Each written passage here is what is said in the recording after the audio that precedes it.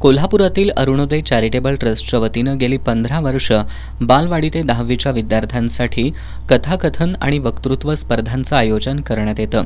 यावर्षी सुद्धा 16व्या वर्षी या स्पर्धेचं आयोजन करण्यात आल्याचं ट्रस्टचे अध्यक्ष सुभाष देसाई यांनी सांगितलं। क्रशर चौकातील रघुनंदन सांस्कृतिक भवनामध्ये 18 ते 22 डिसेंबर या 5 दिवसांच्या कालावधीत या स्पर्धा होणार आहेत। बालवाडी गट 1 ते 4, 5वी ते 7वी आणि 8वी ते 10वी अशा 4 गटांमध्ये या स्पर्धा होणार आहेत। बालवाडी गट आणि 1 ते 4च्या गटाच्यासाठी कैलासवासी राजाराम देसाई स्मृती कथाकथन, तर 5वी ते 7वी आणि 8वी ते 10वी या गटासाठी कैलासवासी लक्ष्मीबाई देसाई वक्तृत्व स्पर्धा होणार आहेत। स्पर्धेमधील सादरीकरण मराठी, हिंदी, इंग्रजी या 3 भाषांमध्ये करता येणार आहे।